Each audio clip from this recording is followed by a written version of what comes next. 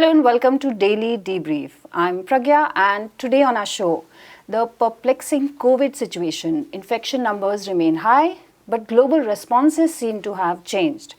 Afghan diplomats in the United States find themselves in a strange in-between zone. And football, the fiercest proponents of market economics are singing some very different tunes today. First, COVID cases. If we look at the global COVID-19 case count, the number of cases today are currently higher than the peak figures of the earlier wave last year. The current figure is 1.5 million, higher than when we were just coming down from what we then saw as the peak. And there is also a new uptick in some countries in the United Kingdom, Europe and Southeast Asia. We have Prabir Purkasa here with us to discuss the situation. Prabir, what is your assessment of the COVID pandemic today from looking at the numbers? You see, it's very clear that Omicron variant, which is the dominant variant today that we see in different parts of the world, is much more transmissible. And therefore, the numbers of transmissions that are taking place still continue to be high. And though we are saying the wave is over, because it's much less than what the Omicron wave was earlier. So therefore, it seems to be we are in a zone of relative confidence that, okay, it's over. But the real issue is that, without taking into account the current uptick, the real issue is the number of deaths or the hospital cases, both have come down at the level of the shall we say, the drop of the numbers that we saw in the earlier peaks, the troughs of those numbers. So the troughs are roughly similar, though the number in terms of deaths, though the number of cases are relatively still high. What does that mean, Prabir? So what it means is that if I am a normal person, I say, okay, I'll get a little sick and so on, but I won't die. And why are the deaths lower is because we have two things. We have, of course, vaccines. So people have got 2 doses, lots of places you've got even the booster doses. So a lot of people have vaccines, so there is a certain kind of vaccine-induced immunity as well as past infection-induced immunity. Okay. So both kinds of immunities exist. So the people who already have some immunity, and this was something which the immunologists had pointed out much earlier, or the epidemiologists, that we are no longer naive in population, naive meaning that our body hasn't seen the virus. So now our body has seen the virus in various ways, either through vaccine or direct infection, or very mild infection which I didn't even know had happened. So we have now different kinds of immunities in the population, and therefore we don't see the kind of numbers that we saw earlier in terms of serious cases. And again, we shouldn't take this lightly because it has a lot of other complications that we know. It triggers various other things, so COVID infection. So even though it may not manifest itself in the way that we take a serious case, basically lung, we're getting compromised and so on, but it still has other ramifications, long COVID that we are talking about. So it's still something that we have to think about. So the idea that everything is hunky-dory, we can go out freely, mix as much as we want, no masking required, these are dangerous. So yes, we need to look at what's happening. We don't have to look at it in terms of the curfew principle. We should look at it from the point of view of the public health policies, that if the things start again to see an uptick. We see it in, for instance, South Korea, we see it in Hong Kong, we see it in Southeast Asia, certain countries. We see it in Europe, for instance, Western Europe, Germany, some numbers going up in other places also. So given all of that, we have to see it that where we are at this moment and react accordingly. We shouldn't think that, we should celebrate the end of COVID-19. It is not the end. We still haven't reached the end state. Even if you're moving towards it, we still cannot say all things are over and we have now won over COVID-19 and we are, safe home. It's not that situation. And we don't know what the next variant might emerge. After all, Omicron completely blindsided us. It's possible that we get something new and we have to react again accordingly. Right. Prabir, a curious development of late, the cases in China seem very low, but the sense that you get if you read the papers is that China is the hub of COVID, etc., etc. Can you explain what China's policy is, what they're doing, and why this outrage over China's 4,000 cases? 4,000, 5,000 depending Right. days. You see, of course, Hong Kong is a separate example. It was not really integrated into the no COVID policy that China had induced. It's a no COVID policy that we really have locked down apart. If we see there is COVID-19 over there, this kind of policies no other country has successfully followed. New Zealand tried it, but it doesn't seem to have succeeded either. Sort of now we can see other countries also which have tried no COVID policies giving it up. China still continues to follow it, and the kind of resources they put, they can test a city of 10 million people in a matter of days. Those no other country has the ability or the will to do it. So I think China in that sense, wanting a no COVID policy itself is an exception. Therefore, if you take 5,000 people getting infected, for them is a huge thing, and it means locking down 16 million people for a week so that they can test everybody, see who exactly are infected, what are the localities where this is there, isolate only that, and then target only areas where you can see COVID so that you can control the numbers and also protect the rest of the population. It means a very close cooperation between the local communities, their organizations and the governments. And I think they have been able to do that, along with the ability to mobilize 10, 15 million people being tested in a few days. That's no other country has the ability to do it. But yes, for no COVID policy, it's a challenge. For looking at numbers, everybody will say, oh, 5,000, 1.5 billion people is nothing. But it's how you look at the problem and how you look at the solution that why 5,000 for China is a big thing. And of course, a lot of papers are not reading the numbers. So they're not looking at the numbers, but looking at China's reaction. Oh, it's gone up so much and so on. All right. Prabir, there have been significant developments on the vaccine front as well. Can you tell us about the open source vaccine in particular, but also other vaccines? What can we expect? Well, you see, there's a large number of vaccines now available on the market. And if you take the ones that we know about, of course, we have the COVAX vaccine, AstraZeneca's vaccine, which Serum Institute in India manufactures. Basically, I would call it the Oxford vaccine. Then you have the mRNA vaccines, which are being pushed by the United States, the Pfizer vaccine and the Moderna vaccines. Pfizer is actually BioNTech vaccine from Germany, but that's how the people perceive it to be, as a Pfizer vaccine, because they bought the worldwide rights. Now, looking at all of these vaccines, they have their proprietary vaccines. That means only some countries have the intellectual property to manufacture it. And even when Moderna had said their mRNA vaccine can be open source and they won't charge patent fees, but when South Africa has talked about manufacturing it, they have not been forthcoming.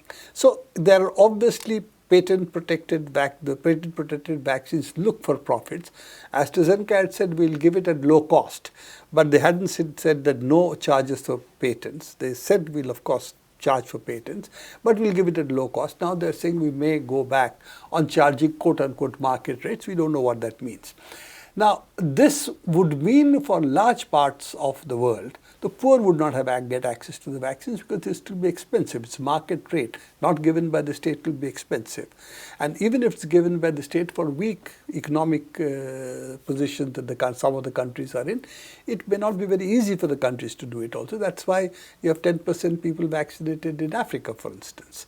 So these are the challenges to which now we have Peter Hotez and his group in the Baylor College of Medicine. They have come out with a vaccine, which is I think called Covovax. It's being manufactured by Biologic E in India, 300 million doses. They have made one significant statement that this is going to be open sourced. Anybody can manufacture it. The technology is open. It's made available to anybody. And those who manufacture it will not have to pay any patent royalties. It really comes from the free software movement, open source software movement. Okay. And there is an open biology movement, which also said, how do we get, instead of patents, how do we share this kind of knowledge so that others can use it? And they talked about open source biology. So this is a very interesting development because I think this is the way we have to go. If you have to fight infectious diseases, which are still very much there. Peter Hotez wrote a book, Forgotten Diseases. Clearly, those diseases existed. Tuberculosis, malaria, big killers even today. So the fact that pandemic in COVID-19 terms has made us familiar with diseases again for the rich also means that what happens to the poor when the rich forget that the rest of the world exists, and we have to see how we can provide protection and immunity for them. And that's a public health issue because, as people have said time and again, that if one person is not safe, the world is not safe, because it just needs a new variant to come up anywhere in the world. So everybody has to be safe in order for the world to be safe. This is the issue, why we need public health and why vaccines are a public health issue, not a private profit issue. All right, Prabir, thank you for that. Now we move to Afghanistan, whose embassy and consulates in the US will be shut down. This throws the future of Afghan diplomats into doubt. Many of them risk getting deported to Taliban-controlled Afghanistan. The diplomats in the United States, who number around 80 to 100, have been asked to secure permission to remain in the United States within 30 days. Just a few weeks ago, the Joe Biden administration had basically seized half of Afghanistan's foreign reserves, supposedly to settle cases filed by the victims of the September 11 attacks. We have with us Prashant of People's Dispatch to discuss these developments. Prashant, what does the shutting down of the embassy and consulates mean to Afghanistan? Right, actually, to the diplomats. Of course. Right, actually, the shutting down of the embassy that's in Washington and 2 residences in New York and the consulate in Los Angeles, in some senses, it's a mini story of what happened to Afghanistan as a whole, because the embassy did have the embassy is being shut, these embassies and consulates are being shut down because of lack of resources. Now, it's interesting, the media reporting in many places says that the Taliban is shutting it down, but foreign policy, for instance, has pointed out that it is a US State Department decision because they don't have the resources to sustain themselves. Now, the important thing to note is that the embassy did have several hundred thousands of dollars according to media reports, but Citibank basically froze it after August when those sanctions came into place. And so in some senses, it's a microcosm of what has been happening at the larger level for Afghanistan as a whole. And this kind of, although in some senses it may look like a minor story, it's a couple of diplomatic establishments, the lives of diplomats are going to be, of course, upended. But it is in its own way indicative of the fact that at every level, starting from say the topmost diplomatic level onwards to the common person on the street, there is the kind of sanctions that have been imposed, the restrictions that have been imposed are basically disrupting every aspect of Afghan life. So which is why it's an interesting point to sort of look at and understand how, because usually global diplomatic establishments do not suffer this kind of fate, even when there is a lot of crisis, for instance. So this, like I said, is a microcosm of the situation right now. As you said, for the diplomats, it's a question of whether they'll be able to remain in the United States. They probably will. Many of them, of course, far more partisan to, they have been working since October without salaries. Many of them also partisan to the former government and not necessarily very enthusiastic about the Taliban, so many might not even want to return there.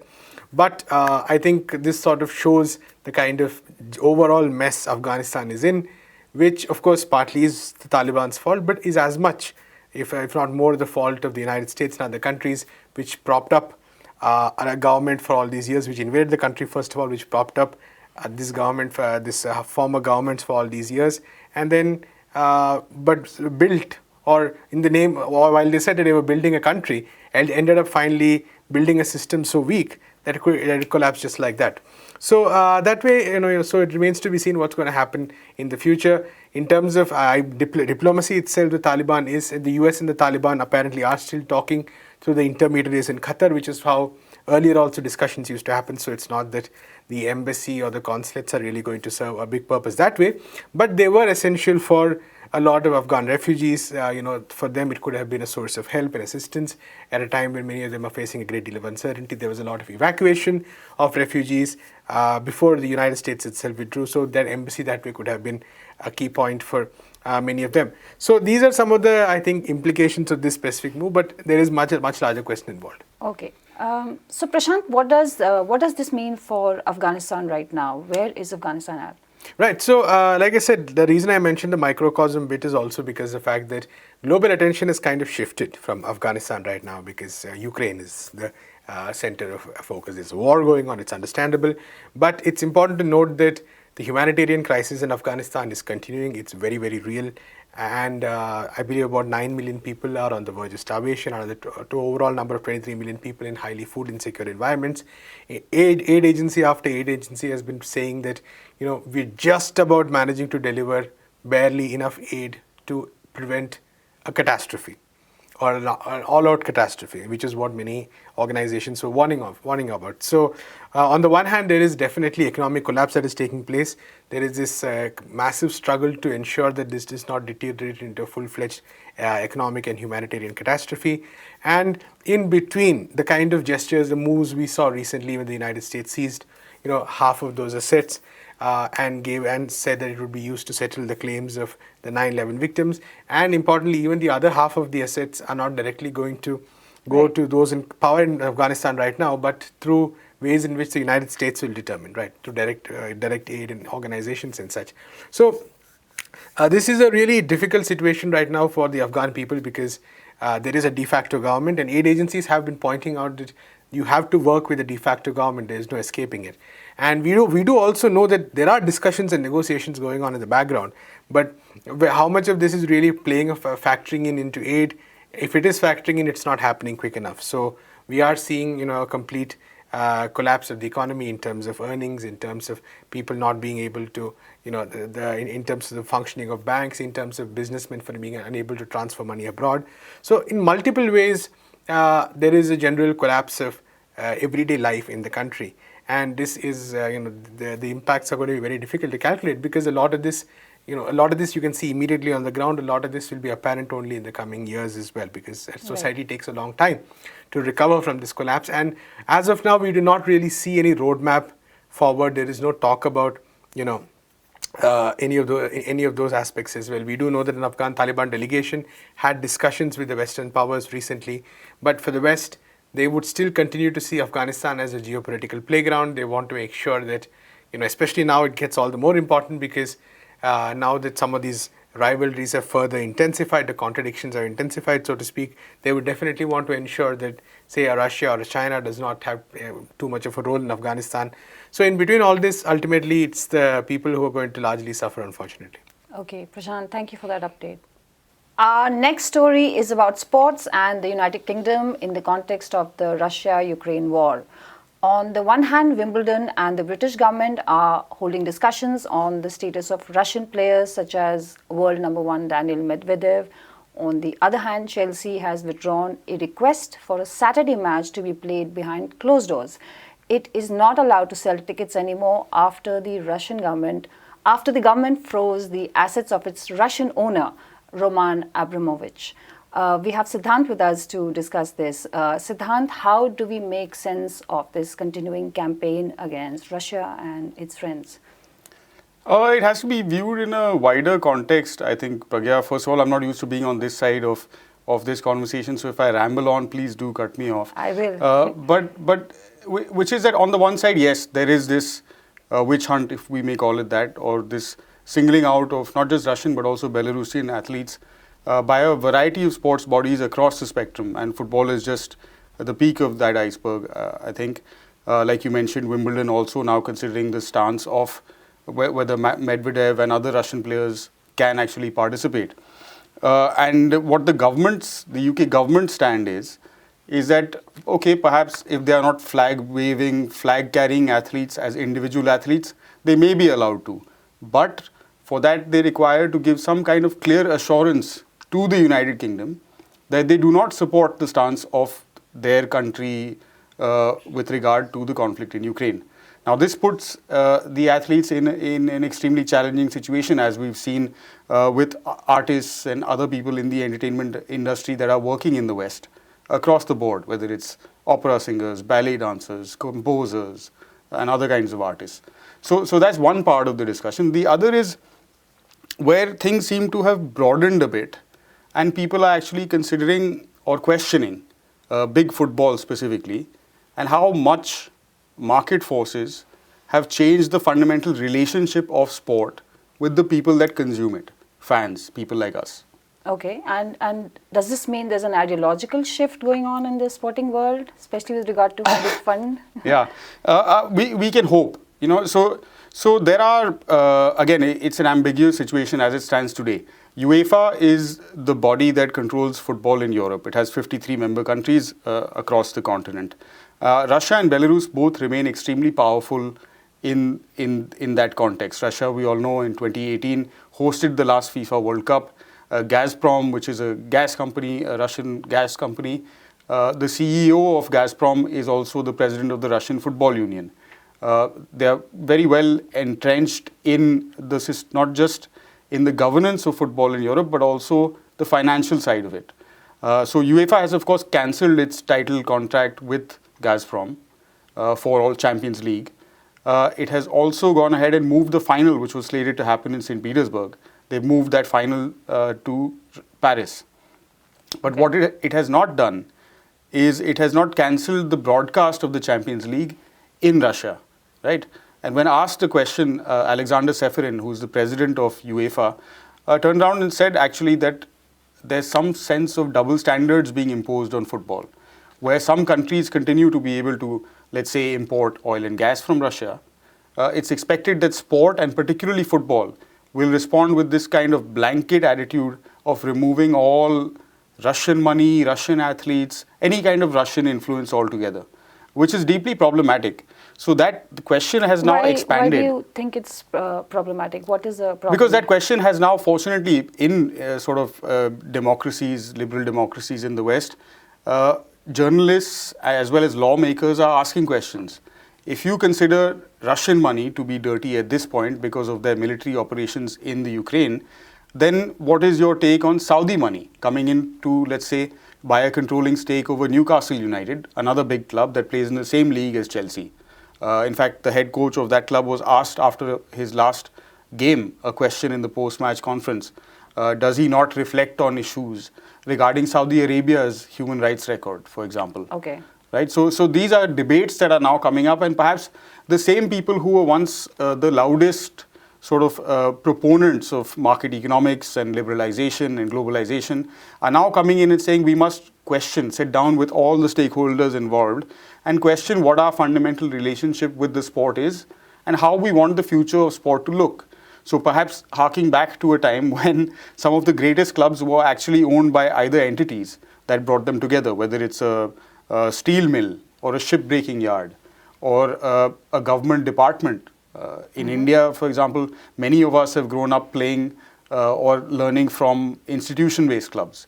So interesting debates going on, and if not an imminent ideological shift, at least conversations in that regard seem to be happening in football, and therefore it will probably play a wider role in how some of this conflict is construed by the wider world as well. Okay, thanks for that, Siddhant. And that is all we have today. Follow us on Twitter, Facebook and Instagram, and please read peoplesdispatch.org. And thank you for watching.